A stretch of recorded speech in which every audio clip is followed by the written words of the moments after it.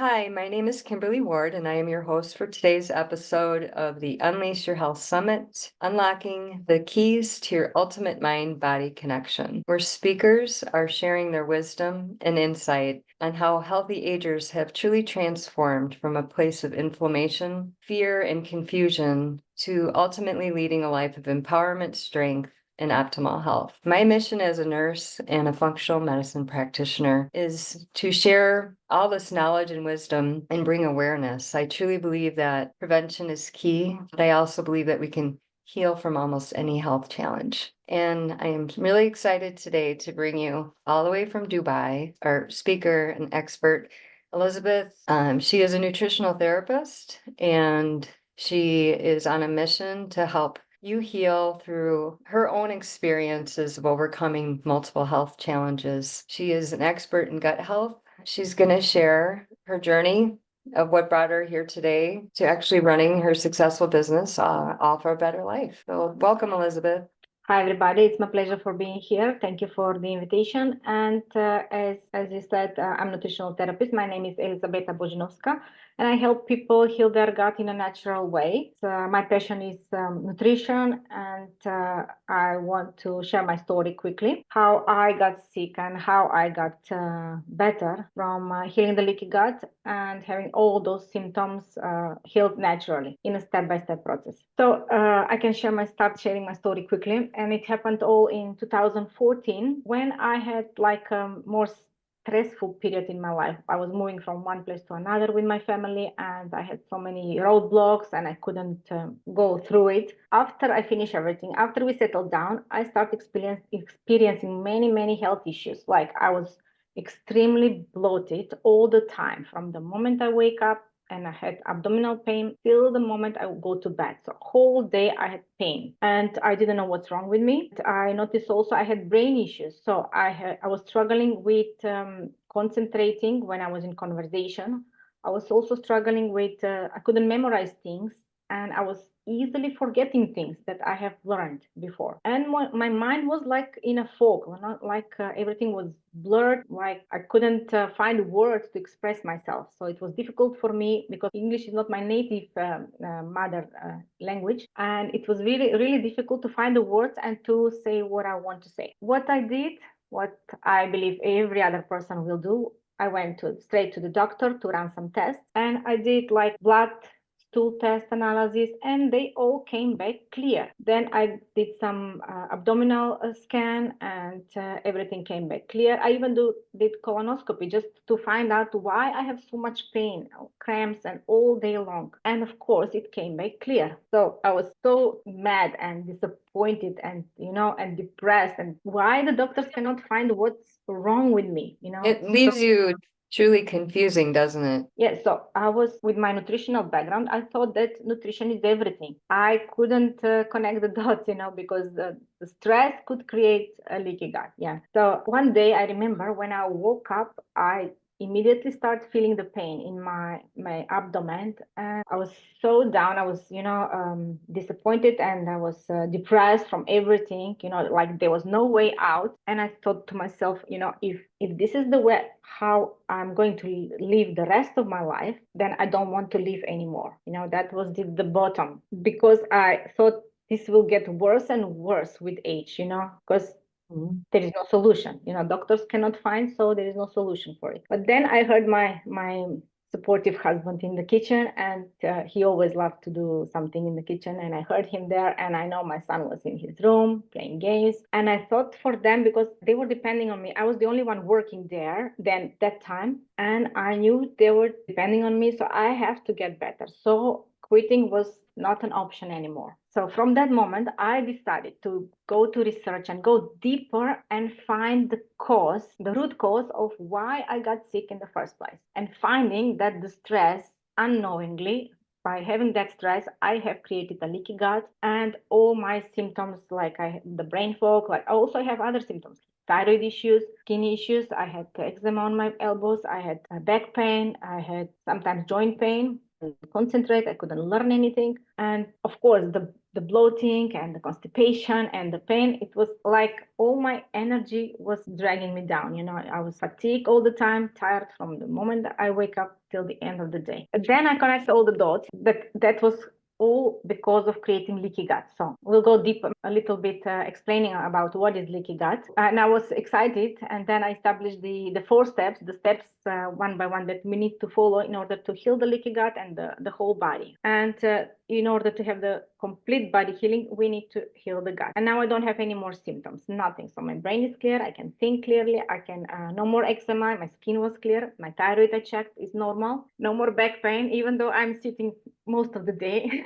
So it's not from the sitting, it's actually from the inflammation inside our body. Let's start and explaining about the leaky gut and how this is connected with our brain. Normally, we have microbes in our gut, which are sending signals, sending molecules like exhaust through the gut wall, through the gut cells, to the circulation, blood circulation, which is taking all these nutrients, amino acids, like also the molecules for serotonin is produced by our gut microbiome, and it's sending it to our brain cells, to every cell, and feeding it. Just to explain a little bit to listeners, serotonin has a lot to do with our mood, right? Yes, so serotonin is a happiness hormone, also dopamine. So many molecules that our microbes are producing for our mood are actually produced in our gut, most of it. There are also some produced in our brain, but most of it by the microbes that live in our gut. So what happens if we have a leaky gut? If we have a leaky gut, so we have a bigger holes of our gut wall, so it's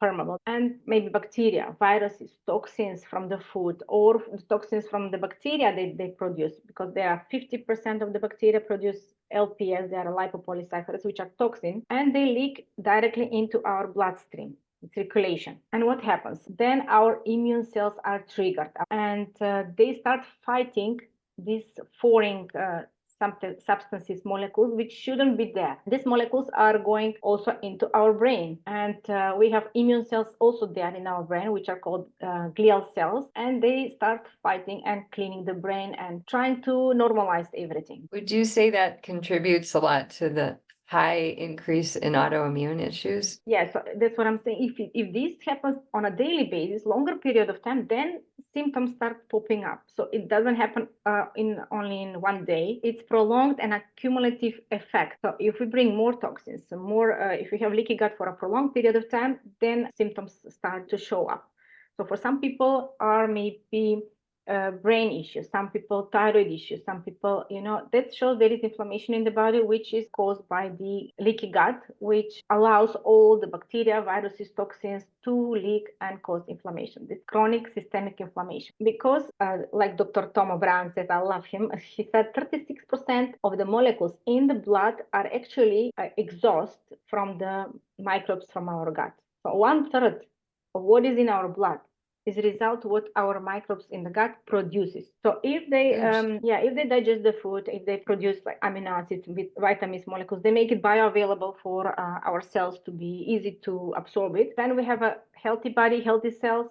But if we have a leaky gut and not a good microbiome, we have less of the good bacteria, we have more of the bad ones, and we have LPS, lipopolysaccharides, the toxins, which is the fat molecule, and our brain is 60% fat. So it prefers to go in the fat cells. So the toxins go in the fat cells. They like to hang out there. And when this is accumulated in our brain, then we start experiencing symptoms like memory loss, like concentration problems, like any kind of brain issues, tired, depression. We have, some facts. We have 10 times more bacterial cells than human cells. So we depend on these bacteria. So if they're happy, we are happy, right? But how does leaky gut happens? That's the very important thing to understand. So in my case, it was stress. So the cortisol, immediately it creates leaky gut. I had to learn that because with my nutritional background, I thought only nutrition is very important, so nothing else. So we can fix everything with good diet,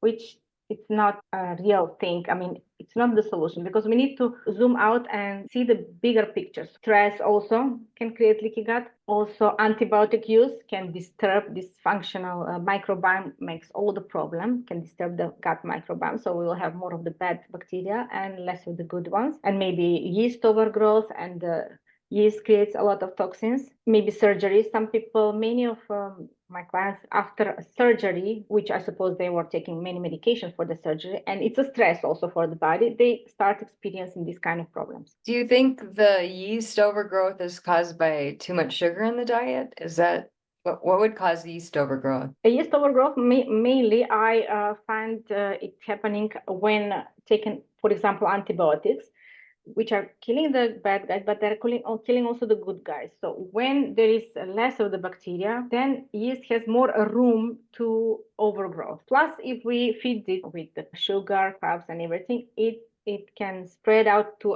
the whole body, which is then much more difficult to eliminate. And yeast should be only like 2% from the total amount of the microbes that we have in our gut. We need it because also the good and the bad bacteria, they communicate between each other and they share enzymes, molecules they need. But if it's proportional and they are in check and everything is under control, we have more of the good guys, then there is no issue. But when we kill more of the good guys, then there is more space and room for the others to multiply and overgrow and create problems. Such good information. And also another cause of creating leaky gut can be medications, like medication. Many people are taking medications like steroids or any type of medication for their autoimmune disease. And the medication itself is kind of a toxin. It's not a natural thing for our digestive system. It cannot recognize it as a nutrient. So it's slowly damaging the gut wall, creating leaky gut. I always recommend to have them with the food so that it will be better absorbed and will not go direct on the gut wall to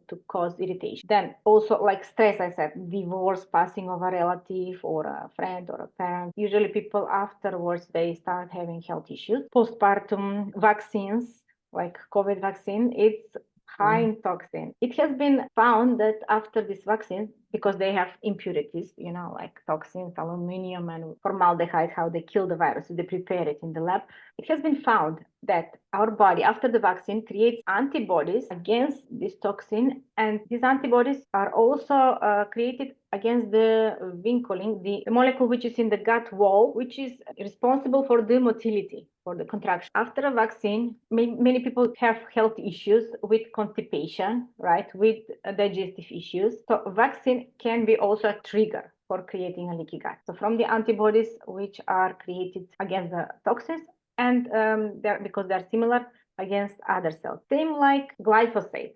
So glyphosate, like what they're spraying to our crops, our food, it has affinity to the receptor site for glycine. Imagine in our brain, so where the glycine, or the amino acid, which is for good memory, for better sleep, normally the glycine goes to this receptor. It's like a door and enters the cell and feeds the cell, right? It's like like a door and a key. When glycine comes, it opens the door and goes inside. But when glyphosate comes, it blocks it. It blocks. It's a wrong key. It blocks the door, and nothing can go in. And then the cell cannot be fed and cannot be healthy cell. This is how the cells afterwards die. So if we block them with the toxins, the nutrients cannot go inside, and the cell cannot be reproduced in a healthy cell. So in other words, leaky gut is really from your mouth all the way down. It's not just the stomach, right? Yes. And it acts like a gatekeeper, is what I'm hearing, to protect you from the bad. Yeah, so if our gut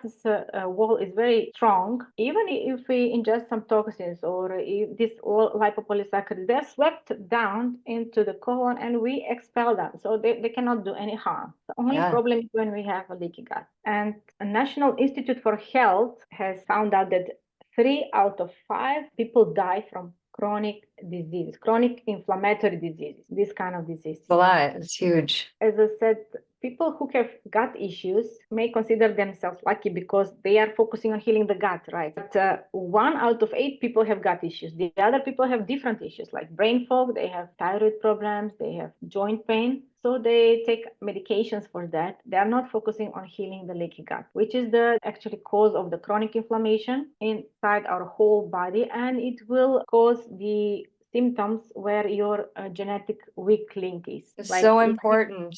Your message is so important because Western medicine treats the symptoms. Actually, these medications are good. I mean, if we cannot tolerate the pain, yes, we need something to relieve the pain. And if we have like food poisoning or something, yeah, sometimes we need a temporary solution. Temporary. Yeah, temporary, but we need to establish the Yeah. healthy way of eating and a healthy lifestyle so we can regenerate the microbes in our gut and establish a healthy balance, heal the leaky gut, and clean, of course, our bodies. The important thing is, yeah, stress, nutrition, detoxification, and the detox pathways to be open so we can expel the toxins regularly and feed and nourish our body with a healthy food. It's imperative to heal or to prevent, really, in both scenarios. The gut is such a central place of importance in healing. Yeah, but we live in such a toxic environment, it's not only the food, it's the air that we breathe, the stress that we have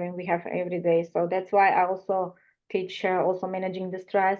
In my program, stress is very important. Exercise, movement, that's drainage, kind of detoxification. We have to move and expel our toxins. We cannot avoid. They're everywhere around us. Just we need to expel and avoid inputting more of the toxins. So just make it easy for our body to function normally as much as we can. You are just a wealth of knowledge, and you can tell through your own journey that you've been studying and understand so well how imperative it is to have a healthy gut. So I really appreciate you taking the time and being here today. And I would love you to share with the audience a free gift that you're going to be offering and a little bit about your program. Yeah, so I just wanted to give 5 tips, 5 food that are good for the brain, because this is summit for our minds and gut connection. So we want a better brain function. I suggest 5 food types. Number 1 is blueberries, of course. We know from 1990s that if you eat 1 cup of blueberry every day for 3 years, your brain function will be like before 13 years, because they're rich in polyphenols, in antioxidants. We know the benefits of blueberries. Number 2, I can recommend walnuts, because actually they look like a brain. So they are brain food, and they are rich in omega-3s, also polyphenols, and they're anti-inflammatory, of course. Number 3 is salmon, but if you can find organic salmon, it is rich in omega-3s and increasing the learning, the memory, and the blood flow to the brain. Number 4, dark leafy greens. These are very important to be incorporated in our daily life in every salad. So it's slowing down the decline of the cognitive function because of the lutein and beta-carotene, which is beneath the green color of the leaf. And number 5, cacao. One of my favorites. Yeah, mine too. Every morning I drink cacao instead of coffee. I'm trying to avoid coffee, yeah. And it's good for sustaining the brain function, such as the attention, the memory, and processing speed of the thought. So you can communicate better and your mind will be much more clear. Yeah, so I hope this was helpful. Yeah, if anybody wants to work with me, they can reach me on my Facebook page also, Elizabeth Healing Leaky Gut, same YouTube, same name, Elizabeth Healing Leaky Gut, same is Instagram and podcast, and on my website, allforbetterlife.club. Also, I'm giving away here 10 gut-friendly recipes with the key ingredients, which are very important for healing the gut. The link will be displayed here, and anybody who wants to reach out, they can contact me directly. Yes, food is medicine. Thank you so much for participating in the Unleash Your Health Summit. This was incredible knowledge, and I'm sure that many of our listeners are going to gain insight and help them on their healing journey. So thank you for being here today, and we appreciate you so much. Thank you very much for having me.